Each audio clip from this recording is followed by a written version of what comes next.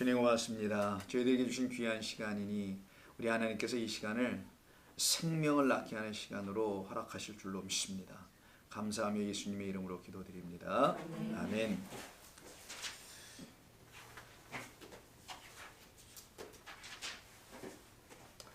자, 요한계시록 7장 오늘은 9절 이하 13절까지 하려고 합니다. 12절까지 죄송합니다. 영광송까지만 할 거예요. 자, 9절 2일 후에라고 시작되는 부분서부터 하겠습니다. 지난주까지 우리가 8절을 마친 거고요. 그리고 9절부터는 우리가 이야기는 나눴었으면 구체적으로 하지 않은 게 좀 있어요. 그래서 그 부분을 좀 다룹니다. 자, 1장 8절까지 7장 1절부터 8절까지는 아시다시피 14만 4천에 대한 이야기죠. 성도들의 존재와 상태 144는 21장에 가서 나오죠. 성곽을 재라 했더니 그 성곽이 144로 딱 떨어졌단 말이에요. 그래서 왜 성곽인지 아시겠죠? 둘레 테두리란 말이에요. 그래서 여러분 아시는 요 법궤가 있는 요 둘레 테두리에 12레이 아들들이 둘러싸고 있고 그 바깥에는 또 누구? 12지파. 이들도 또 아들이죠. 결국은 여기도 아들 여기도 아들. 제사장이 되는 아들과 하나님의 거룩한 생명을 가진 아들들. 이 아들들을 두다니까 144가 나온 거예요. 이걸 성곽. 성곽이잖아요. 뭘 보호하는? 안에 있는 성에는 누가 계셔요? 왕. 성주 그래. 성주 왕. 왕이 계셔요. 그 왕. 우리 안에 들어오시는 왕이 있어요. 호산나 찬송하면서 이따가 보겠습니다. 여러분 왕이 있습니다. 그 왕을 모시는 거 이렇게 왕을 지켜내는 거예요. 지키기 위해서 성곽이 2중 3중으로 옛날에 쳐놨지 않습니까? 요 옆에다가는 해자라고 해서 해자 물 있죠. 물을 땅을 파서 물까지 집어넣잖아요. 그래서 다리 놓고 건너가게 하죠. 옛날 그 중세시대 영화 같은 걸 보시면은 그걸 해자라고 합니다. 자, 이렇게까지 해서 보호하는 이거잖아요. 이걸 갖다가 성곽이라고 하고요. 그 성곽을 재분이 144예요. 이 144에 하나님의 영이 부어진 거예요. 이 왕으로 오시는 그분이 당신의 영을 부는 거죠. 그런 분들이 천 붙어서 14만 4천이라는 뜻이잖아요. 자, 그걸 우리가 지난 시간에 함께 나눴던 거고요. 그렇게 짧은 걸 길게 한 것뿐이었습니다. 근데 오늘은 그 14만 4천 이후에, 그래서 2일 이후에라고 되잖아요. 관계가 있다라는 거예요. 2일 이후니까. 2일 일어나는 게 먼저고 2일 다음이 이거다라는 게 9절이에요.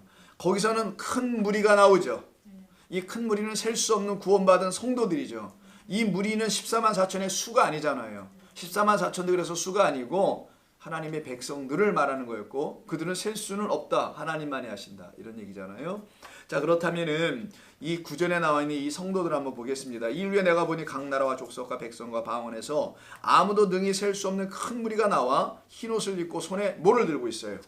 종려나무를 들고 있어요. 보좌 앞과 어린 양의 앞에 서서 큰 소리로 외쳐 이르되 구원하심이 보좌에 이 노래 있죠. 우리 하나님과 어린 양에게 있도다. 저는 이런 찬송이 좋습니다. 그냥 이렇게 뭘 좀 알고 하나님의 말씀 그걸 놓고 그대로 거기서 하나님 주시는 놀라운 영감으로 그 은사로 거기다가 곡을 지어서 멜로디 붙이는 그런 찬송들이 있어요. 그냥 마냥 애써 막 짜내는 그런 거 좀 말고 좋은 찬양 많이 있습니다.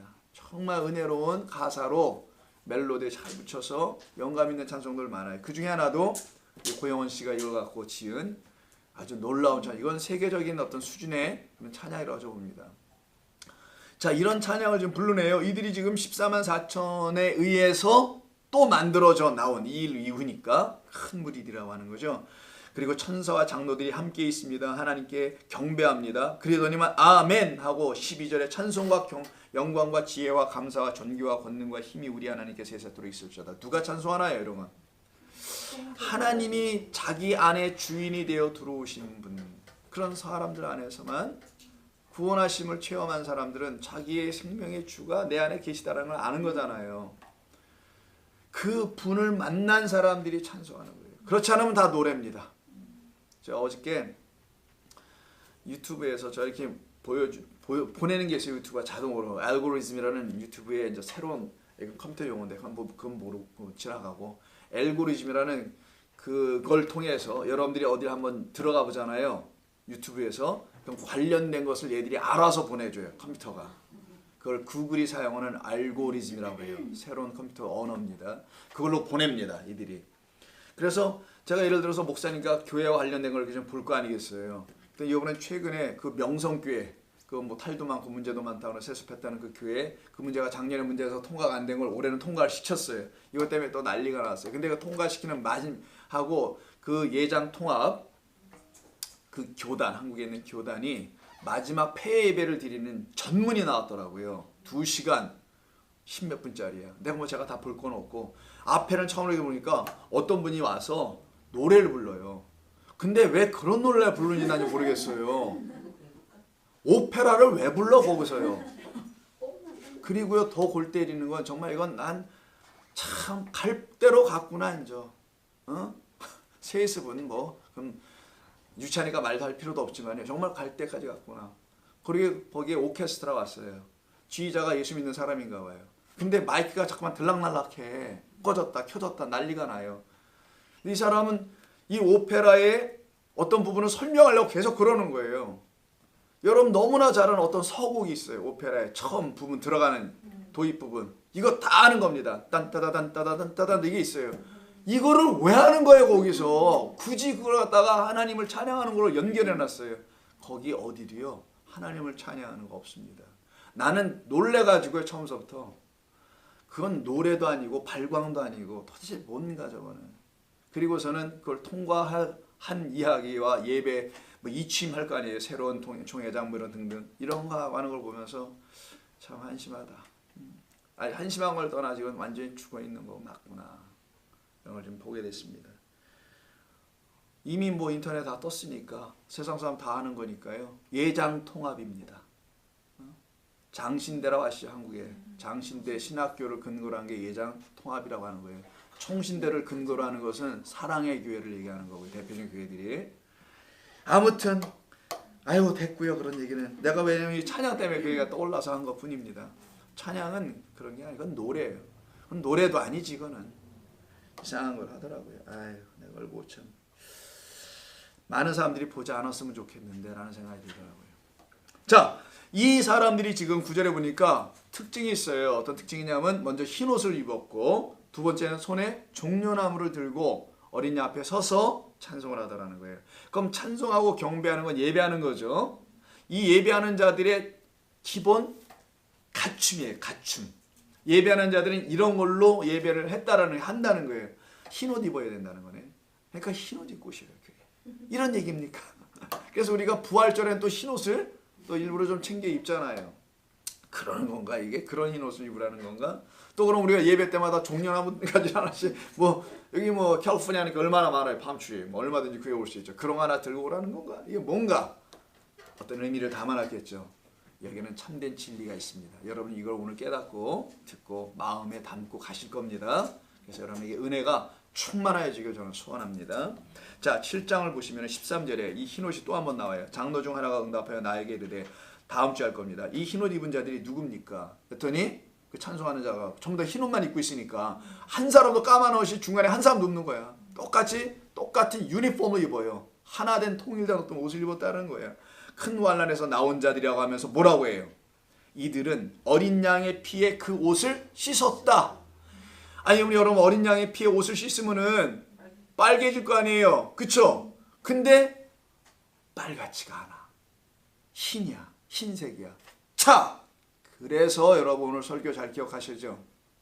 어린 양의 십자가의 죽음은 모형이에요. 그래서 무슨 피 흘리는 얘기가 아니란 말이에요. 진짜 피가 묻었으면 어떻게 해요? 하얗지 빨갛다고 얘기하지 않는단 말이에요. 근데 반대로 얘기 다 알아들으시는 놀라운 이분들을 내가 이렇게 만나고 같이 목회한다니 너무나 감사할 수밖에. 제가 뭐를 말해도 다 알아들어요 이제는. 힘들어요. 네? 원래대로 다 알아들어. 반듯하게 알아들어. 난 이런 교인들을 만나서 성도님들과 같이 신앙생활하기가 전 축복이라고 봅니다. 그니까 좀 더 많으면 좋겠다고? 아이고 내가 아까 예배 시간에 보니까 이쪽 반을 없애고 이쪽으로 다 몰아앉혀야 되겠어. 왜냐면 제가 설교할 때 왔다 갔다 봐야 되는 사람들을 여기도 보고 저기도 보지만 한쪽으로 계속 보고 얘기했으면 좋겠어. 차라리 이게 두 줄로 짜 있으니까 교회는 커가지고 교인들은 웃는데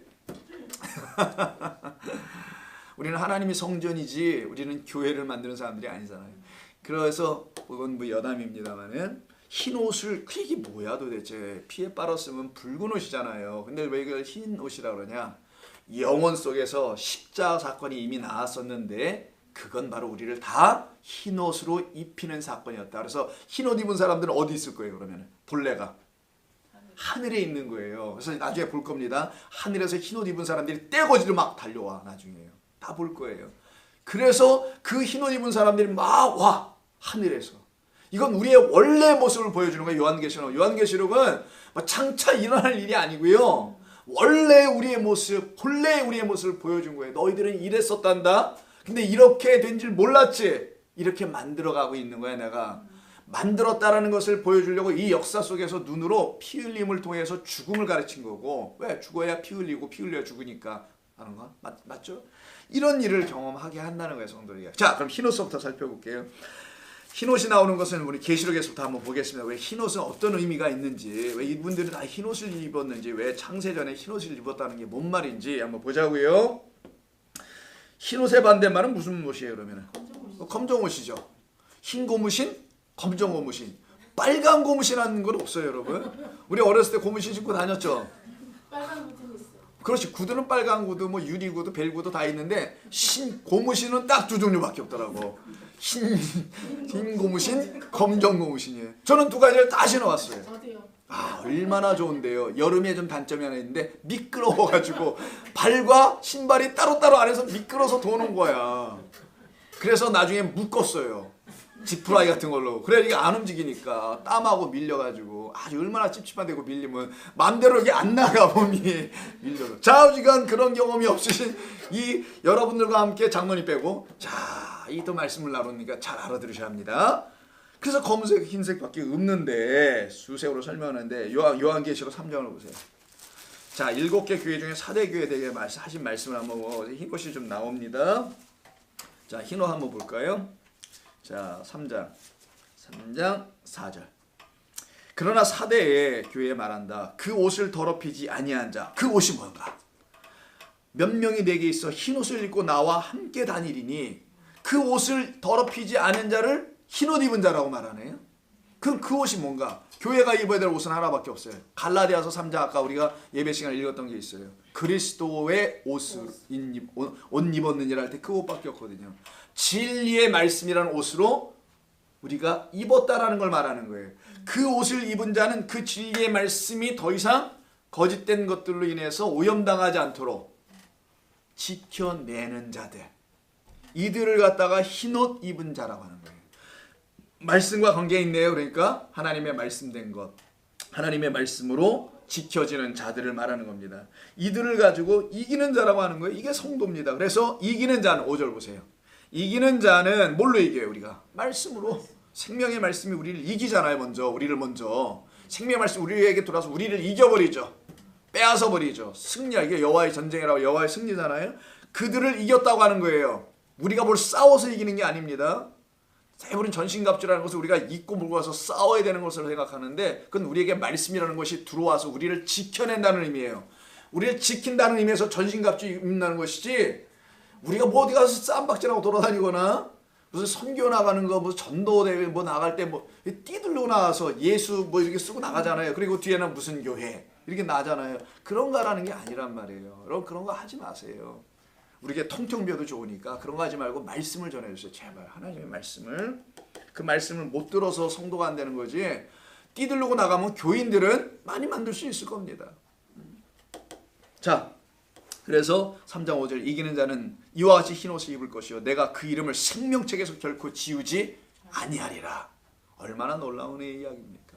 그래서 흰옷은 반드시 입어야 되는 거예요. 성도가. 입어도 되고 안 입어도 되고 이런 게 아닙니다. 그 다음에 3장 18절 라오디게아 교회를 향해서 하는 말씀 마지막 교회를 보세요. 3장 18절 이들이 지금 차든지 뜨겁든지 문제가 있었죠. 이건 신앙의 열정을 말하는 게 아니라 그랬죠. 뜨뜻미지근한 신앙이 아니라는 거 우리가 다 해서 아니까 그렇게 생각을 하시고요. 이때 뜨겁든지라는 말과 차든지 말에서 뜨겁다는 게 먼저 나오지 않았다는 것도 잘 보시란 말이에요. 성경은 허투루 쓰는 게 하나도 없어요. 차가운 게 먼저예요. 차다는 게 뭐예요? 헐벗었다는 거죠. 그래서 그 밑에서 해석을 해줬잖아요. 17절 너의 벌거벗은 것을 알지 못하든다. 그럼 너는 벌거 벗은 것을 알려주기 위해서 하나님께서 벗겨놓으실 거 아니겠어요? 그게 벗은 상태에 차갑다, 춥다. 너희 형제 중에 누가 헐벗은 자가 있느냐? 라고 말할 때 그럼 아유 가서 옷 잘 입고 오세요 라고 하지 말고 너희가 입혀줘라는 게 야고보서의 말이잖아요. 이게 진리의 삶을 행하여 내라라는 거예요. 옷까지 갖다 줘라 이런 얘기가 아니라 그래서 벗은 것을 알지 못하는 그들에게 벗겨주어서 그 벗은 것을 드디어 다시 가려주는 옷을 입혀줘야 될 거 아니겠어요. 그때 그 옷을 입으면 더워진다는 거예요. 따뜻해진다는 겁니다. 보호받는다는 거예요. 18절 내가 너를 권하노니 내게서 불로 연다는 금을 사서 부유하게 하고 흰 옷을 사라네요. 흰 옷을 사서 입어 벌거벗은 수치를 보이지 않게 하라. 이때 흰 옷이 나옵니다. 그럼 흰 옷은 우리의 죄를 아까 그 피로 빤다고 했잖아요. 피는 죽음이에요. 피는 죽음입니다. 죽음으로만 빨 수 있는 죄가 있어요. 죽음으로만 용서해 줄 수 있는 죄가 있다는 거예요. 여러분 이 세상의 죄가 죽음으로 용서해 줍니까? 그렇지 않잖아요. 말로 용서해 주거나 아니면 뭐 교도소 들어가서 며칠 살고 오시든가 이런 걸로 용서를 받거나 뭐 하는 거지. 안 그런가요? 죽음으로 누가 용서를 해주냐고요. 그 죽음 피로 빨아 용서해 주는 이야기는 성경에 있는 어떤 죄를 말할 때만 하는 거고 그 죄가 우리 모든 인류의 죄다라는 것이 그 죄가 들어와서 모든 자가 죄를 지었다고 죄 아래 있다고 말하는 거예요. 성경은. 그 죄 아래 있는 자들을 구원하시는 것은 죽음이라는 피 흘림으로밖에 할 방법이 없다라고. 2부 설교 잘 다시 한번 꼭 들으세요. 반복해서 완전히 마음 안에 여러분에게 들어와야 돼. 충만하게 그 말의 뜻이. 제가 다 설명 못했어요. 시간을 보면서 아유 벌써 58분이더라고요. 그래서 정리해야 되겠다. 그래서 아까 그만뒀는데 다음 주에 좀 하시면 안 되죠. 뭐 부족한 거는. 그냥 묵상하시면 성령께서 여러분들에게 더 풍성한 말씀을 주실 겁니다. 분명히 저는 믿어요. 그래서 여러분 더 묵상하시라는 거예요. 18절에서 라우디게가 벌거벗음 가리는 거예요. 이게 벌거벗음이 에덴 동산의 그 벌거벗음이죠. 하나님 떠난 자의 그게 죄라는 거예요. 하나님 없음이 죄. 없어서 생명 없으니 사망에 그냥 놓여 있는 거예요. 육으로 죽었다는 말이 아니라 살아있어도 이미 생명 없는 자. 이게 죄인이라는 거고 그 죄를 사할 수 있는 방법은 죽음밖에 없었다. 피밖에 없다. 자, 그것을 설명하는 것이죠. 4장 4절도 볼까요? 24장로가 하늘 성전에서 예배하는 모습에서 그들이 입고 있는 옷도 흰옷이에요. 4절. 또 보좌에 둘러 24보좌들이 있고 그 보좌들 위에 24장로들이 있는데 이분들도 흰옷을 입었다. 24장로가 누구예요? 이거 12를 더하면 24가 되는 거예요. 신구약의 성도들 전체를 이야기하기도 하고 그들을 24장로, 장로는 머리 된 자죠. 아, 그리스도의 머리를 넘겨 받은 자들이라고 말하는 겁니다. 이 그리스도의 머리를 넘겨받는 걸 베레시트, 창세 이전에 하나님이 계획하신 모든 것, 태초에 하신 모든 것을 받은 자들, 영혼 속에 있는 것을 넘겨받는데 어떤 과정을 통해 받느냐? 보이는 모형들을 통해서 깨달아 배워 그 원형을 갖게 되는 거예요. 실제를, 진짜 것을 받는 거예요. 이걸 진리를 받는다고 하는 겁니다. 그것을 주시기 위함이죠. 그래서 흰색은 여러분 정결한 것뿐만이 아니라 생명과 관계가 있어요. 전부 다.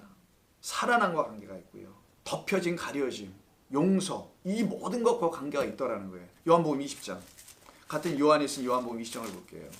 예수님의 빈무덤 사건을 기록한 겁니다. 요한복음 20장을 보면 예수님의 빈무덤에 어떤 분이 먼저 와 계셔요. 마리아가 가기 전에. 그래서 마리아가 이렇게 빼꼼히 안을 쳐다보니까 거기에 두 천사가 한편에는 머리 쪽에 또 한 사람은 또 한 천사는 팔끝에 있죠.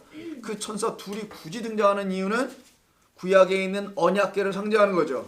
언약궤 양쪽에 두 천사가 밑을 꼬나다보고 있잖아요. 이렇게 쫙 이렇게 침공하여 공격하여 들어가서 죽이려고 하는 모습이거든요. 죄인들을 향하여. 근데 그 천사가 예수님의 죽음 이후에 부활 이후에 거기에 와 있더라는 거예요. 근데 이 양반들이 입고 있는 옷을 보니까 12절 흰 옷 입은 두 천사라고 되어 있어요. 두 천사는 단순히 천사가 아니죠. 말씀이 된 자예요. 성경에서 엄격한 의미는 말라크들이니까 하나님의 말씀을 전하는 자. 그래서 예수께서 부활하셨다는 걸 증언하죠. 그걸 천사라고 하는 거예요. 그래서 사도행전 2장 이후로 베드로 설교 쭉 보시면 어떻게 해요? 그들이 다 천사들이 돼가지고 뭐합니까? 예수를 증언하잖아요. 그는 그리스도로 우리에게 오신 분이었다라고 전부 다 증언하지 않습니까? 그 그리스도를 증언하는 것은 누구를 어떤 그리스도를 증언하는 거냐? 죽었다가 살아나시고 우리 가운데 들어오신 그분을 증언하는 거잖아요. 마리아야, 네가 누굴 찾는 거예요? 왜 예수를 찾으러 와 여기 와서? 근데 지금의 교회들은 예수를 자꾸만 찾는다는 거예요. 너희들이 받아야 찾아야 될 것은 약속하신 대로 부활하여 살아나시고 너희들 가운데 곧 오실 자, 성령으로 오실 자. 그래서 20장에서 오세요 안 오세요? 그분이 제자들에게 오시잖아요. 오셔서는 어떻게 합니까? 20절 이하를 쭉 보고 19절 이하에 20절 보면은 성령을 받으라 22절 나와 있잖아요. 성령으로 들어오신단 말이에요. 오실 자, 하나님이 영으로 오실 자. 그렇게 오실 자를 소개해주는 이 두 천사도 흰옷을 입고 있더라. 부활의 현장에 흰옷 입은 두 천사. 그래서 천사가 여러분 대부분 그림을 그려도 흰옷 입고 나타나잖아요. 울긋불긋한 옷을 입고 온다든가 시커먼 거를 입고 온다든가 그런 거 없어요. 위에는 하얀 거 입었는데 밑에는 까만 고무신 신고 왔다든가 이런 것도 없습니다. 전부 다 흰 거. 말씀됐다. 흰 것은 빛과 관계가 있어요.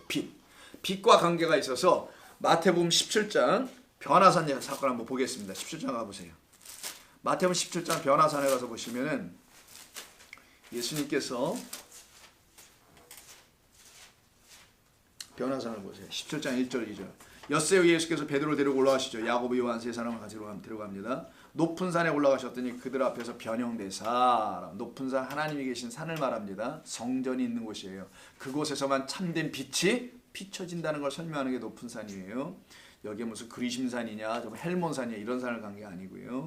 변형돼서 그 얼굴에 해같이 빛나며 옷이 빛과 같이 빛났다. 그가 입고 계신 그리스도의 옷이잖아요. 그 옷을 성도와 교회가 넘겨받는 거죠. 그래서 그리스도로 옷 입었다는 그 옷이 빛이라는 겁니다. 빛. 우리가 주님으로부터 받는 옷은 빛이라는 옷이에요. 그래서 우리가 그 옷을 입으면 우리도 빛을 비치는 거예요. 그래서 너희가 세상의 빛이라. 산 위에 있는 동네가 산 위에 있는 동네는 어떤 산밖에 없어요. 예루살렘은 시온산 높아요. 800m입니다. 그 위에 마을이 성이 하나 있잖아요. 그 성 위에 산 위에 있는 동네가 스스로 감추어질 수 없고 그 빛에 의해서 다 비춰질 것이다. 이 말하는 거예요. 산상수훈의 5장에 있는 말은. 자, 그렇다면은 여기서 빛은 옷은 또 빛으로 설명하셨네요. 자, 그러니 이 빛으로 말미암아 밝아진 옷을 입고 휘어진 상태로 바뀌어진 이 분이 왜 이렇게 여기에 서 계시냐고요. 지금 이거는 훗날 우리 성도들을 이와 같이 만드시기 위한 뜻이 담겨 있어서 그래요. 그래서 요한계시록 19장 봅니다. 요한계시록 19장 2부 성경 공부 제가 좀 요약해 볼게요. 많이 피곤하실 텐데 19장 14절 요약한다고 또 옆길로 많이 빠지더라고요. 더 많이요. 자, 아까 기억나세요? 흰옷 입은 사람들이 어디 있다고? 본래가 우리가 하늘. 그래서 하늘에서 이 양반들이 막 떼거지로 온다고 얘기했죠. 하늘의 군대로 오시는 분들이 있어요. 하늘의 군대, 여호와의 군대죠. 여호와의 군대 여기 있잖아요. 이거 이 진영. 이 여호와의 군대로 오시는 분들이 전부 다 흰옷 입었다. 그래서 24장로가 흰옷 입었다. 14만 4천 큰 무리도 흰옷 입었다고 말하는 거란 말이에요. 그들이 지금 하늘에 있는 군대야. 하늘에 속한 군대예요. 하늘이 이미 되어버린 이 땅의 교회를 통해서 광야 교회를 통해서 하늘이 되어버린 자들이라는 얘기예요. 하늘에 속한 자가 됐어요. 이들은 전부 다 하나님 보실 때는 흰옷을 입은 자들이에요. 하나님의 법정 그 코르트에 서 있는데 전부 다 수갑 차고 까만 옷 입고 죄수 옷 입고 있는 게 아니라 전부 다 하얀 흰옷을 입고 서 있어 하나님을 찬양하는 자들이 되는 거예요. 날 살리신 나의 하나님, 날 구원하신 나의 하나님 찬송하고 있는 겁니다. 하늘에 있는 군대들이 희고 깨끗한 세마포 옷을 입고 백마 타고 그를 따르더라. 백마 말도 흰색이야. 그 위에 타신 분도 흰 옷을 입으신 누구겠어요? 아까 변화산 사건에 그 흰 옷 입으신 우리 주 예수 그리스도죠. 어린 양이죠. 그 어린 양으로 말미암아 함께 오고 있는 거죠. 그들이 누구냐? 이 땅에 이미 있는 성도들, 죽임당한 성도들, 성전 앞에서 제단 앞에서 기도하는 성도들이 있었죠. 목 베이고 그들이에요. 그들을 신부로 삼는 거죠. 그래서 신부들이 입는 옷 같은 19장의 7, 8절을 보세요. 우리가 즐거워 크게 기뻐하며 그에게 영광을 돌리세 어린 양의 혼인기약이 이르렀고 그의 아내가 자신을 준비하였으므로 그에게 빛나고 깨끗한 세마포 옷을 입었네요. 빛나고 깨끗한 화가 변화산 이야기고 그 색은 흰색이었고 그들이 하늘의 군대가 입은 거니 똑같은 사람들이라는 거잖아요. 이게 지금 똑같은 존재들. 이게 성도, 땅에 있는 죽임당한 성도들. 환난 가운데서 예수의 증언과 하나님의 말씀 때문에 그 값을 치르고 죽고 나온 자들, 영적으로 그런 사람들을 하나님의 말씀들이라고 하죠. 이들이 혼인잔치에 들어가는 거예요. 이들이 입는 혼인 예복이 흰색이에요. 저는 주례를 몇 번 해봤습니다마는 까만 옷을 입고 결혼식하는 신부나 신부를 본 적이 없어요. 정말이에요. 전부 다 흰색이야. 물론 저 문화적으로 울긋불긋한 것을 입으시는 분들도 있지만 일반적으로는 흰. 또 우리 민족은 백이 민족이라고 그래가지고 또 흰 옷을 이렇게 좋아했죠. 사실 그렇습니다. 옛날에 그 필름 보면은 그 여러분 저기 있죠. 인디아나 존스. 인디아나 존스는 어떤 그 뉴욕 박물관에 있는 그 고고학자 한 이름이 이러네. 그 사람을 실제 인물로 해가지고요 만든 게 인디아나 존스예요. 그래서 그 고고학자가 뭐 이렇게 찾으러 다니죠. 근데 그 고고학자가 어떤 고래를 추적하기 위해서 배를 타고 왔다가 포항 있죠. 포항. 우리나라 그쪽에 고래가 많이 와요. 그걸 쫓아오다가 우리나라까지 1890년대에 왔어요. 그리고 당시에 우리 조선이 대한제국이지. 그걸 찍은 필름이 있어요. 그게 뉴욕 그 무슨사 박물관에 창고에 갇혀 있는 걸 발견해 가지고 그게 나왔습니다. 세상에. 그때 보니까 광화문 내거리도 다 나오고 하는데 거기에 우리 한국 분들이 옛날 우리 조선 선조들이 전부 다 하얀 두루마기야. 하얀 조골이야. 전부 다. 참 놀랍죠. 단발령이 이미 일어나가지고 머리 다 자른 사람들이 대부분 많고 중절모 같은 거 멋있는 모자 쓴 사람들 많이 있더라고요. 서양 같은 문물이 들어와서. 근데도 보니까 전부 다 흰색이야. 그러니까 뭔가 흰색은 깨끗한 걸 상징해요. 그래서 우리 옛날 어머니들이 고생 많이 했습니다. 흰옷 빨고 두들기고 대리미질하고 참 사는 게 아니었던 거예요. 이거. 자, 그 흰옷이에요. 좌우지간. 그 흰옷 입은 성도들, 신부들을 말합니다. 예수 그리스도의 말씀인 사람들. 그러니까 말씀이라는 옷을 입고 있는 거예요. 사실. 그들을 구원한 말씀으로 오신 그 예수를 입고 있는 거죠. 그들을 말합니다. 근데 이들이 그것만 입고 이제는 살아나서 왜? 부활한 거잖아요. 하얀색은 다 그런 겁니다. 변화됐다면서요. 변화는 죽고 살아나는 거잖아요. 어둠에서 뭐가 된 겁니까? 빛이 된 거예요. 진짜 어둠인 걸 안 사람들만 빛이 될 수 있습니다. 왜 그런지 아시죠, 여러분? 어둠이란 컬러, 검은색은 빛을 흡수해요. 아시죠, 그 정도는? 그래서 우리가 학창 시절 때 교복을 겨울 동복으로는 검은색을 입었었어요. 왜? 따뜻하라고. 검은색이 흡수하니까 빛을. 그래서 검은 흑색이라는 뜻은 빛을 빨아들이는 색이고, 흑암, 번세 아래 놓여있는 우리라는 어두움은 바로 그 빛을 빨아들여야 될 존재들이라는 걸 설명한 거예요. 사실 성경이. 그래서 우리가 정말 흑암이고 어둠이고 그 검은색이었다는 사실을 정말 알게 될 때 하나님의 말씀으로 그들은 그때부터 드디어 빛을 빨아들이는 거예요. 근데 그걸 모를 때는 빛이 어둠에 비쳤는데도 빛이 어둠이 비쳤는데 어둠이 깨닫지 못하게 되는 거였지만 깨달으면 영접하게 돼요. 누구를? 빛으로 오신 분을. 그래서 영접하는 자, 그를 믿는 자에게 되는 하나님의 아들이 되게 하는 겁니다. 아들은 12이에요. 12 만들어 간다는 거예요. 12, 24, 12, 144 만들어 간다는 거예요. 다 하나님의 아들의 수예요. 저거는. 아들을 만들어 가는 거. 그 일을 만들어주는 것이 흰색이었다. 그럼 흰색은 좀 정리가 되셨죠? 왜 성도가 흰색을 입는지. 뭘 좀 알고 하자는 거예요. 부활절 때 그냥 흰색 입고 막 모르고 그러지 말고. 그런 건 하지 말고. 알고 입으면 더 의미가 있잖아요. 자, 그리고 이들의 손에 뭐가 있습니까? 오늘 7장 9절에. 오늘 9절만 하면 다 끝나는 거예요. 사실은. 종려나무가 있어요. 왜 하필은 종려나무를 들고 있어야 되는 건가? 물론 그 지역에 가장 많은 나무가 뭐 종려나 팜추리 일종의 그런 나무들일 수 있습니다. 거기에서 나오는 떨어진 가지나 뭐 꺾어서 이렇게 그걸 흔들 수 있겠죠. 근데 이게 종려나무를 들고 찬송을 하더라는 거예요. 왜 이렇게 꼭 해야 하는가? 이유가 뭔가? 자, 종려나무를 들고 이미 예수님을 찬양한 적이 있어요. 역사 속에서 보이는 것으로는. 그럼 이 요한계시록 이거는 뭐예요? 영원 속에서 이미 찬양하고 있는 모습을 보여준 거잖아요. 우리의 원래 모습이 이거였었다라는 거. 그 모습을 눈으로 보여준 사건은 여러분 잘 아시는 예수님의 낙이 타고 예루살렘 성 입성하는 호산나 찬송하는 그 얘기죠. 그때 그들이 들고 있는 것도 종려나무. 그래서 우리 종려주의라는 걸 지키죠. 우리는 물론 안 지키죠.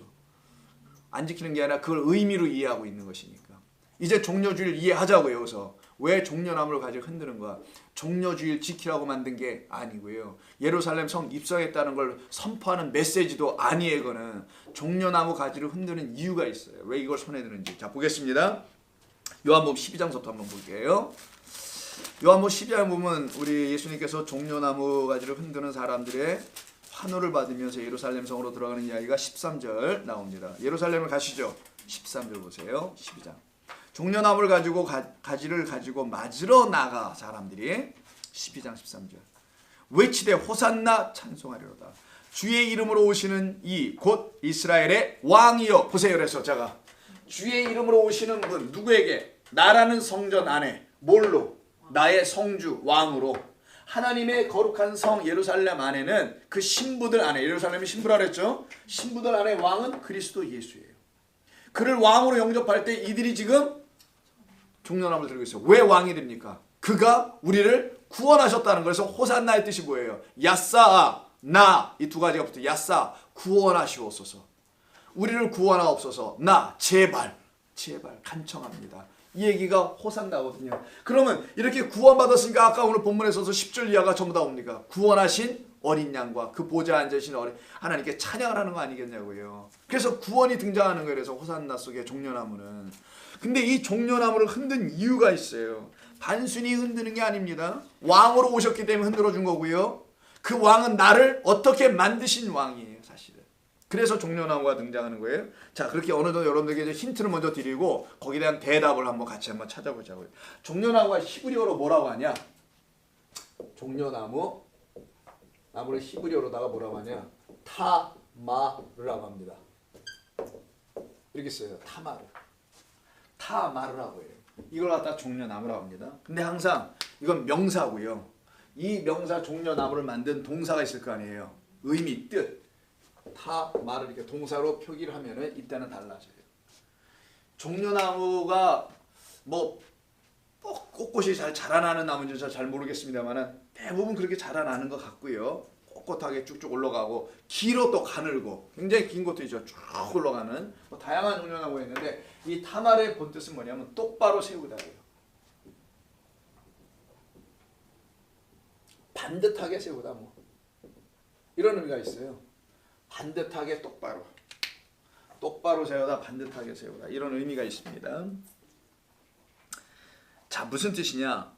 종려나무를 들었다 이들이 말하는 것은 그 예수님 그들에게 오고 있는 왕, 구원자 왕, 구원하러 오시는 그 분이 그들에게 오셔서 하는 일이 뭐냐? 우리를 똑바로 세우시러 오시는 분. 우리를 온전하게 세우시는 분. 그래서 오늘 7장 9절에 어린 양 앞에 섰다라는 말이 나오는 거예요. 종려나무를 들고. 이 서다가 히스템입니다. 헬라어로. 많이 들어보셔서 알죠? 히스템이라고 그래요. 이거는 똑바로 세우는 거예요. You're right. 정확하게 딱 스탠드하게 쓰는 게 하는 겁니다. 여기서 나온 게 스타우로스 아니에요. 여러분 잘 아시는 십자가라고 번역한 거. 근데 스타우로스는 반듯하게 세워진 어떤 것을 말하는 거예요. 열십자가가 아닙니다. 열십자가로 이해하면 안 돼요. 자꾸만. 반듯하게 세워놓는 거. 그래서 서다, 세우다 이런 뜻을 갖고 있어요. 똑같은 거네. 타마르가 세우는 거예요. 아, 그리스도 예수는 어떤 분이냐? 누워있는 우리를, 티뎀이 되어 있는 우리를 히스템으로 반듯하게 세워 놓으신 분이다. 그러기 위해서 오신 거, 죽어있는 우리를 살리러 오신 분, 어둠에 있는 우리, 흑암에 앉아있는 우리를 빛으로 세워 뻘떡 일어나게 만들어 생명을 부어주시러 오신 분. 그래서 그가 누구인지를 설명하기 위해서 그는 우리를 살리러 오신 예수님 하나님이었다는 걸 알려주려고 종려나무를 붙들고 있었던 거예요. 손에. 이해하시겠죠? 그 종려나무를 들고 흔들고 있는 겁니다. 이렇게 흔들었던 이 종려나무라는 이 타마르는 아시다시피 종려나무니까 이 종려나무의 특징은 많은 것을 열매를 맺습니다. 다산이에요, 다산. 그래서 많은 열매를 맺게 하는 이 다산적인 상징을 이미 또 이 종려나무 자체가 갖고 있어요. 그럼 성경에서 다산의 의미가 뭔지 알아야 돼요. 세상 종교, 그러니까 아합이라든가 바알 종교의 다산은 좌우중하 수만 많으면 돼. 그러니까 수적 축복이라는 거 있죠, 왜 소위. 그거가 있어야 되는 거예요. 그들은 눈에 보이는 확장, 번영, 번성 뭐 이런 것들. 번성해 볼 조엘 오스틴 같은 사람들이 그런 거 한다면서요. 예를 밑에 그 LA에 있는 수종계 있죠. 로버트 슐러라는 사람. 이런 사람들. 그리고 아니면 존 스타트 영국에 있는 사람이 다 돌아갔습니다만 이런 양반들이 외쳤던 게 전부 다 번영. 그리고 그걸 이어받은 한국의 지금 대형교회를 만드신 목사님들, 대표적인 곽선희 목사님, 다 이런 데있게요. 조용기 이런 양반들이 전부 다 그런 신학을 번영의 신학을 끌고 들어온 거예요. 번영의 신학을 끌고 들어왔다는 뭐냐면 성도들을 번영시키겠다. 하나님이 번성시킵니다. 축복이라는 거잖아요, 소위. 그걸로 전부 다 도배질을 한 거예요, 한국 교회를. 근데 그 수종교회 좀 다 팔려가서 좀 어디로 넘어가신지 아시죠? 천주교로 팔려갔습니다. 오래전에 이미 딸로 계승했다가 계승인지 뭔지 뭐 해줬다가 딸이 또 말아먹고 뭐 여러 가지 일을 했어요. 수정이 아니라 뭐지? 수정보다 수정은 좋은 거잖아. 유리보다 못해? 자, 그렇게 뭐 얘기하다 걸로 빠지고 스타벅스 얘기하다 세워지지 못해서 온전한 교회로 세워지지 못하는 어떤 존재들이 다산만 추구해. 근데 성경이 말하는 생육 번성 있어요. 창세기 1장 뭐라 합니까? 전부 다 생육 번성. 2장 끊임없이 노아에게도 생육 번성, 아브라함에도 생육 번성. 이건 왜 나오는? 이건 뭐냐고 그럼 또. 그럼 성경이 말하는 진짜 생육 번성은 많은 걸 갖는 게 아니라 하나를 갖는 거다라고 합니다. 하나. 씨가 여럿이 아니다. 단수의 하나의 씨만 갖는 거다. 그게 누구예요? 그리스도 예수라고 갈라디아서도 얘기하잖아요. 그 약속에 우선만 약속해놨지 다른 씨는 약속해 준 게 없다. 그 씨를 갖는 게 진짜 번성이다. 그게 정말 축복이다. 그 씨가 들어와야 우리를 완전히 온전히 이렇게 타마르 세워서 진짜 우리가 낳아야 할 그 아들을 교회가 성도가 낳는 그 생육과 번성을 이루게 될 것이기 때문이다. 이것을 이룬다는 게 타마르에 담겨 있는 거예요. 그래서 여러분 자기가 아들을 못 낳으니까 자기 시아버지를 유혹해서라도 아들을 낳았던 사람 이름이 뭐예요? 그게서 또 다말이야. 그래서 다말 똑같은 이 단어를 쓰는 거란 말이에요. 타마르입니다. 그가 온전한 생육번성 가지려고 한 거 아니에요. 그래서 쌍태를 갖죠. 그 중에 하나를 또 하나님이 취하죠. 그런 사건이 다말에게 또 나타나는 거예요. 성경은 우연으로 쓰는 게 아니란 말이에요. 이 진리를 설명해 주려고. 그게 종려나무야. 종려나무는 진짜 다산을 알려주겠다는 거예요. 이렇게 많이 열매를 맺고 내 백성을 이렇게 많이 만들어갈 거야. 근데 이 백성은 하나의 씨로 되는 거란다. 그 하나의 씨를 갖는 게 성경이 말하는 참된 성도의 생육과 번성과 땅에 충만하라. 그래서 땅을 다스리라. 이 땅을 다스리니까 우리가 뭐 나가서 뭐 다스린 적 있나요? 이 성전 안을 하나님의 말씀으로 다스리는 자들이 되는 거예요. 씨를 가져야 다스리지. 생명이 있어야 진리가 있어야 다스릴 거 아니겠냐고요. 그 일을 이루게 하시는 말씀 속에 담겨 있는 게 이 다마르라는 이야기입니다. 이 다마르가 사사기를 보면 또 이렇게 해서 설명되는데 한번 여호수아 다음에 사사기를 한번 보세요. 4장. 여러분 잘 아시는 여선지자가 많지 않죠. 근데 대표적으로 누가 있어요? 드보라가 있잖아. 드보라. 자, 드보라는 선지자. 이 드보라는 선지자 이름이 영어로는 데보라는 거 아시죠? 데보라. 뭐 이렇게 데보라고 하여서 자녀들을 뭐 이렇게 대보게 해주려고 이름도 데보라라고 이렇게 저어주는 가정들이 있는지 모르겠는데 영어로 데보라 이렇게 번호 드보라라는 이 선지자가 있어요. 이 선지자에 대한 얘기가 4장 4절에 보면 그때 랍비돗의 아내 여선지자 드보라가 이스라엘의 사사가 됩니다. 그리고는 그가 통치하는 이야기가 나오죠. 하나님의 통치를 설명하는 거예요. 에브라임 산지 라마 베델 사이에 드보라의 종려나무가 있어요. 드보라가 한 나무를 갖고 있네. 드보라가 갖고 있는 나무가 하필이면 또 오늘 성도들이 손에 들고 있는 그 종려나무야. 종려나무를 이가 갖고 있어요. 그리고 종려나무 아래에 거주하여서 사람들이 그에게 찾아와요. 사사니까 뭐예요? 재판해달라는 거잖아요. 사사기의 뜻은 미슈파트입니다. 샤파트, 심판하다, 재판하다, 공의로운 재판을 하다라는 뜻이에요. 그 재판하는 이 드보라 선지자에게 주어진 나무가 하필이면 종려나무인데 종려나무 앞으로 와서 이들이 재판을 하게 합니다. 그때 볼까요? 재판하는데 보니까 전부 다 거짓된 것에 대한 재판을 시작합니다. 그럼 드보라 선지자가 하나님의 판관으로서 사사로서 재판한다면 무슨 재판할까 도대체? 종려나무 아래서 한다는 재판이 도대체 뭐였을까? 옳고 그름을 분별해주는 그런 재판이었나? 잘했냐 못했느냐 상벌에 대한 이야기인가? 아닙니다. 종려나무 뭐라고 그랬어요? 타마리 뜻이 온전히 세우다. 하나님의 언약의 말씀을 온전히 세우는 거예요. 그러면 그 온전히 세우는 것을 뭐라고 하냐? 그게 공의로운 재판, 심판이다. 하나님의 공의로운 심판, 말씀으로서의 심판은 어떤 심판이냐? 십자가 외에, 아니 율법 외에 십자가에 나타난 하나님의 의가 있죠. 그 의를 가지고 심판하는 공의의 말씀으로서의 심판 외에는 심판할 게 없어요. 우리에게 하나님의 말씀을 보내요. 그 하나님의 말씀을 우리를 찾아내는 게 하나님의 심판이에요. 그래서 십자가 사건이 이루어진 거잖아요. 그래서 이 드보라가 하는 일은 공의의 말씀으로 심판하는, 온전하게 올바르게 세우는 일을 했다라는 거예요. 성도들, 백성들에게. 그래서 그 드보라의 이름이 뭐 대바라 라는 뜻을 갖고 있는 건 전혀 없고요. 드보라가 이렇게 쓰는 거예요. 드보라 다바루예요. 다바루 많이 들었잖아요. 말씀이라는 뜻이에요. 말씀이라는 선지자를 보내요. 이런 얘기죠. 말씀이라는 선지자를 보내요. 그 선지자로 하여금 공의의 말씀, 하나님의 진리의 말씀 백성들에게 알려주어서 그 말씀으로 살아나게 하는 거예요. 지금 이게 드보라라는 선지자가 하는 일이었는데 그 일을 종려나무로 설명하고 있다라는 사실입니다. 그래서 종려나무로 인하여 세워진 사람들 갖다가 다 의인이라고 하는 거예요. 그래서 종려나무 아래에 섰다는 건 의의 백성으로 만들어가는 거예요. 공의의 백성으로.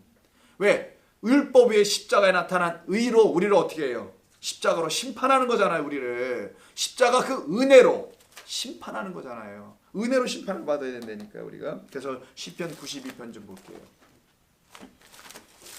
시편 92편 12절 이하를 보시게 되면은 종려나무에 대한 이야기가 이렇게 기록이 되어 있어요. 의인은 종려나무와 같다. 시편 92의 12. 시편 92의 12. 그렇게 써 있습니까, 여러분? 의인은 종려나무와 같다. 왜 하필 왜 의인을 종려나무로 비유하냐고요. 종려나무는 어떻게 해? 반드시 세우는, 다산과 참다운 생육과 충만함을 이루게 하는 하나님의 나무예요. 이건 하나님의 나무. 하나님의 의의 나무라고 합니다. 이런 것을. 그 의의 나무를 우리 가운데 심어 놓겠다는 거 아니겠냐고요. 우리라는 성전 안에 하나님의 의의 나무가 세워지고 심겨지는 걸 표현하는 거예요. 그래서 의인은 종려나무와 같이 우리는 종려나무가 되어서 번성하며, 이게 참다운 번성이에요. 의의 백성이 되는 것. 레바논의 백향목같이 쫙쫙 뻗어오르는, 많은 사람들이 부러워하는, 근데 하나님 보시기에 정말 아름다운 그런 것으로 성장하리로다. 이는 여호와의 집에 심겼으며, 여호와의 집은 하나님의 성전들 우리예요. 그 성전 안에 세워진 건 의의 나무로 오신 그리스도고, 그의 의의 나무로 말미암아 종려나무를 또 붙들고 있는 우리도 같은 성전 안에서 세워져야 될 존재들이죠. 우리 하나님의 뜰에서 번성하리로다. 진짜 생육 번성 축복을 이 본문이 우리들에게 말해 주고 있는 겁니다. 바로 이와 같이 예수라는 의인을 종려나무에 비유하여 말씀하기 위해서 예수님을 의의 아들이라고 말하는 거예요. 벤야민이라고 우리가 수없이 얘기했지 않습니까? 마지막 아들로 오셔서 우리를 하나님의 의의 백성, 의의 아들들로 완성하시는 거죠. 그래서 백부장이 그를 처형하는 십자가 아래서 그가 죽은 모습을 보고 뭐라고 하냐면, 저는 하나님의 아들이었다는 말도 있고요. 마태복음은, 누가복음 24장 47절은 이렇게 되어 있어요. 그는 의인이었다라고 얘기해요. 의인이었다. 의인은 하나도 없는데 그만이 의인이다. 그만이 하나님의 의를 드러냈다라는 거예요. 외롭게 살았다 이런 말이 아니라 그만이 하나님의 그 의를 드러낸 분이었다. 그래서 로마서에서 사도 바울이 그걸 깨닫고 십자가에 그 의가 나타났다. 하나님의 그 의가 나타났다라고 한 거예요. 그래서 정말 종려나무는 그런 의미에서 사용됐습니다. 근데 이 종려나무가 오늘 본문과 관련이 있다 그랬죠. 이 본문의 큰 무리들이잖아요. 지금요. 이들은 14만 4천으로 인해서 구원받은 또 다른 셀 수 없는 성도를 말하는 거예요. 그래서 이 처음으로 이 종려나무가 언급된 곳에는 구원의 역사가 반드시 있을 거예요. 오늘 본문과 똑같은 패런으로 출애굽기 15장에 처음 먼저 나옵니다. 예전에 들어봤어요. 한번 들어본 거 같죠? 네, 15장을 보세요. 여러분 잘 아시는 마라의 쓴물 사건이 있는 곳이 거기에요. 자, 한번 그렇지 기억하시는 거 장로님. 그래 다 그래서 연결되어 있죠 성경에. 그러니까 여러분들이 성경의 말씀이잖아요. 전부 다 하나하나씩 지금까지 알아오신 모든 것들이 다 복음으로 다 끼워지는 거야. 옷이 하나 짜지듯이 시주는 낫줄로 엮여질 겁니다. 그럼 여러분의 삶이 풍성해지게 돼 있어요. 말씀으로 충만해지게 돼 있다니까. 이게 성령 충만이라고 하는 거고. 자, 15장 말의 쓴물 사건 나오죠. 말의 쓴물 사건은 한 번만 더 설명할게요. 애굽에서 나왔습니다. 광야에 나와요. 광야는 성도가 살아가는 삶의 그 길 여정을 말합니다. 근데 그 삶의 여정을 그대로 이 세상이라는 광야에서 살면은 거기에서는 우리가 마실 수 있는 게 쓴물, 아니 동물밖에 없다라는 걸 가르쳐 준 거고요. 그런 이 세상에 나무가 하나 던져져. 보냄을 받은 진짜 나무가 와요. 이게 종려나무, 의회나무, 포도나무, 우리 주 예수님이죠. 그가 던져져. 그게 바로 예수님이 이 땅 아랫물에 빠져 죽는 모습으로 세례로 설명하신 거잖아요. 그렇게 죽으러 이 땅에 오셔서 그가 들어가니 그 물이 정하여져 깨끗해지는 거라고 해요. 그때 그 물을 비로소 마시고 살아나죠. 그래서 그 물을 마시고 치료를 받는다고 되어 있어요. 여호와 라파가 나오죠. 26절에. 여기까지는 좋아요. 근데 왜 갑자기 이들이 한 장소로 옮겨요. 엘림이라는 곳으로. 그러더니만 거기에 이르니 물샘 몇 개가 있대 하필이면. 12개가 있어요. 샘물 12개는 또 뭐야. 11개도 아니고 10개도 아니고. 오늘 12지파가 있죠. 그 다음에 구절이 2일 후에, 그러면 12지파 후에 나오는 12물 뒤에 나오는 종려나무 70그루가 서 있다라는 말은 오늘 본문에 그들이 왜 종려나무를 들고 있는지를 알게 해주는 건 아니겠냐고요. 아하, 12이라는 한 아들, 그리스도로 완성된 그 아들이라는 생명수에, 생명 강가에 뿌리를 깊게 내린 성도들이 어떻게 된다는 거예요? 70이 될 거다, 이런 얘기예요. 그래서 시편 23편 아시죠? 그 나무가 시절을 쫓아 과실을 맺으면 그 뿌리가 물가에 깊이 내렸기 때문이라고 하잖아요. 그 열매 맺는 걸 성경이 말하는 다산이라고 하는 겁니다. 축복 번영이라고 하는 거예요. 그리스도라는 열매로 열매를 맺어가는 자들. 그것을 말하는 게 12물과 종려나무 70그루라고 하는 거예요. 거기에서 어떤 일이 벌어져요? 그 물 곁에 장막이 쳐졌다. 거기에 대해 하나님의 덮으심, 장막 치심, 임재하심이 일어나더라는 거예요. 그러니까 12샘물과 70은 같이 연결되어 있어요. 70은 7과 열이니까 하나님의 언약의 말씀이 완전히 세워진 거죠. 7과 열로. 그래서 70인을 70장로라고도 말하고, 애굽으로 내려간 사람들도 70이라고 해요. 왜 애굽으로 내려간 자를 왜 굳이 70이라고 우기면서까지 했을까요? 그것도 카운트도 며느리 빼고 이렇게 했나? 아들만 했나? 그래서 또 70을 만들어요. 아들 된 자들만 설명하려고. 70은 하나님의 말씀으로 언약의 백성 된 사람들을 말하는 거예요. 이들이 어디 간다고요? 세상 나라 간다는 거예요. 그들이 복음을 전하러 가는 거예요. 그래서 누가복음에 보면 70인 파송이 나와요. 다른 복음서는 70인이 없고요. 12사도만 파송하는 게 나오는데, 누가복음 뭡니까? 성령으로 인해서 복음이 전파되는 이야기 쓰는 게 누가행전, 누가복음과 사도행전 아니에요. 같은 누가에서 기록된. 그래서 거기에는 70이 나오는 거예요. 70. 이 세상을, 요한계시록과 똑같은 거라니까. 많은 각 나라 족속 방언에서 나와야 될 수많은 사람들을 끌어낼 수 있는 그 아들 12사도가 나가는 거예요. 지금 그들이 뭘로 나가요? 12샘물이 70을 건져 내려가는 거예요. 7과 10을 주어서, 7과 10이 된 자들이 7과 10을 주어서 각 나라 족속 백성 방언에서 끄집어내는 거예요. 그들은 수많은 무리가 될 테니까. 우리가 그 중에 들어가는 거잖아요. 지금 이 일을 이룬다는 거예요. 그러니까 이게 다 관계가 있죠, 오늘 본문과. 그래서 12샘이 되는 거고 70 종려나무가 되는 거고 하나님의 언약이 온전히 세워지는 것을 보게 됩니다. 마태복음 21장 보겠습니다. 이들이 드디어 찬송하죠. 여러분 마태복음 21장 여러분 찾고 보실 때 제가 읽어드릴게요. 오늘 본문. 큰 소리로 외쳐 이르되 구원하심이 보좌에 앉으신 우리 하나님과 어린 양이 있도다. 아멘. 찬송과 영광과 지혜와 감사와 존귀와 권능과 힘이 우리 하나님께 세세토록 있을지어다라고 찬송해. 오늘 본문에서 그 이야기가 마태복음 21장 9절 호산나 찬송하는 말씀 속에 나와요.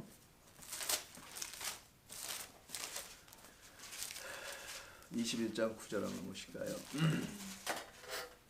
앞에서 가고 뒤에서 따르는 무리가 소리 높이 이르되 호산나 다윗의 자손이여 찬송하리로다. 찬송하다는 유다란 뜻도 있죠. 찬송하리로다. 주의 이름으로 오시는 이여 가장 높은 곳에서 호산나 하더라. 구원하소서, 구원하소서 우리를 제발, 이렇게 붙이는 그런 찬송을 이들이 불러요. 그때는 예수께서 예루살렘에 들어가시니 온 성이 소동하여 이르되 이는 누구냐? 그는 모형이었다. 그는 참된 하나님을, 아버지를 우리에게 보여주려고 오신 분이었다 라는 게 대답이죠 사실은. 근데 우리가 이르되 갈릴리 나사렛에서 온 선지자 예수라 정도밖에 이들이 이해하지 못하고 있어. 또 다른 선지자 정도지. 그래서 너희가 나를 누구라 하냐, 어떤 이들은 선지자라고 하더이다, 엘리야라고 하더이다, 이렇게 표현했던 거 그대로예요. 바로 이 사건입니다. 이 사건을 누가복음 19장에서는 보다도 좀 영광송과 찬송, 오늘 본문과 같이 써 내려갔습니다. 누가복음 19장 37절, 이게 오늘 마지막 부분이에요. 이거 읽고 마치겠습니다. 누가복음 19장 37절. 이미 감난산 내리막길에 가까이 오셔 예수님이 나귀 타고 가시는 거죠. 가실 때 제자의 온 무리가 자기들이 본 바 모든 능한 일로 인하여, 두나미스 능력 하나님의 영광이 나타나는 건데 그 일로 인하여 기뻐하며 큰 소리로 하나님을 찬양하여 이르되 찬송하리로다. 주의 이름으로 오시는 왕이여, 우리의 성의 보좌에 앉으실 분은, 그래서 아까 어린 양의 보좌에 이런 말이 나오는 거예요. 보좌에 앉으실 분은 왕이니까. 하늘에는 평화요, 하늘에는 하늘된 백성들에게는 평강이 있을 것이요, 이 땅 성전에 있는 자들에게는 뭐가 비쳐요? 영광. 그래서 성전에 영광 비치는 거 알죠? 영광이 있을 줄. 그래서 요한계시록 거기까지 한번 보고 갈게요. 왜 이런 말이 하늘엔 뭐라고 평화요, 땅에는 영광이란 말이 무슨 말인지 요한계시록 21장 22절 이걸 보면 이해가 되는 거예요. 요한계시록 21장 22절. 여러분 21장 16절은 성곽을 측량한 거죠. 17절 144가 딱 나왔죠. 그래서 그 144가 된 성전, 된 그리스도의 신부들, 우리를 말하는 거예요. 교회를 말하고 그 성, 하나님의 백성, 신부가 된 그 성, 우리 안에는 성전이 없어. 더 이상 보이는 성전은 우리가 다 삭제당하고 뺏겨서 돌 하나도 돌 남김없이 다 무너졌으니까 없고, 이는 주 하나님 곧 전능하신 이와 및 어린 양이 성전이 되어 계시네요. 그리고 그 성은 해와 달의 비침이 쓸데없어요. 다 쓰잘데가 없어. 모형이었다라는 거예요. 이 모든 게 진짜가 나타나니까 다 필요가 없어진 거예요. 이는 하나님의 영광이 비추고, 뭘로? 빛으로 어린 양이 그 등불이 되심이라. 그래서 성전된, 땅은 성전이지 항상.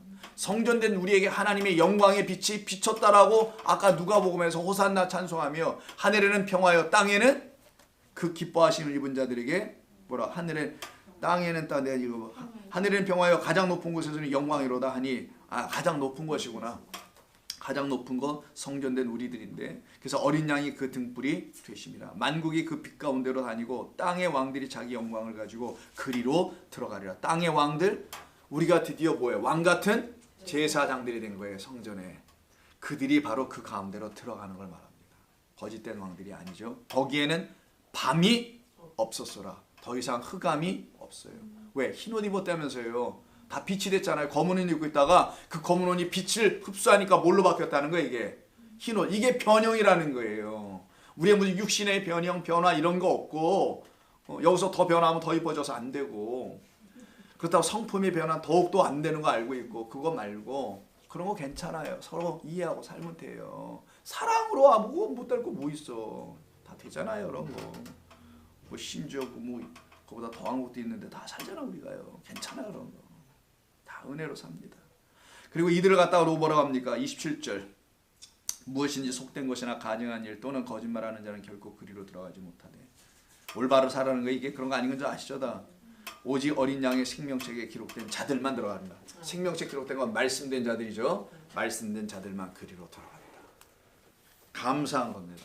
이걸 알고 사는 자와 이런 걸 모르고 사는 자의 삶이 질이 같을까요? 아니, 안 그렇습니다. 다릅니다.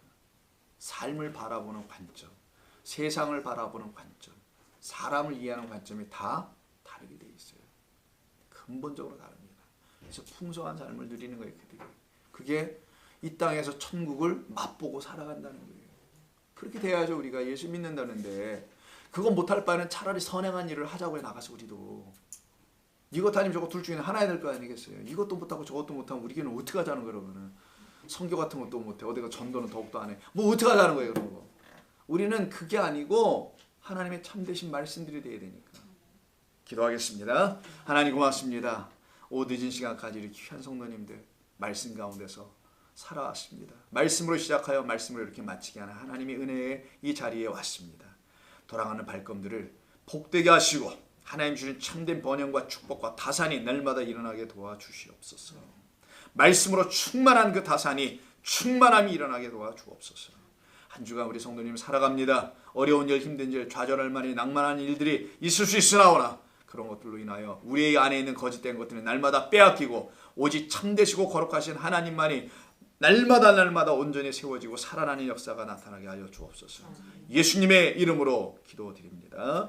아멘.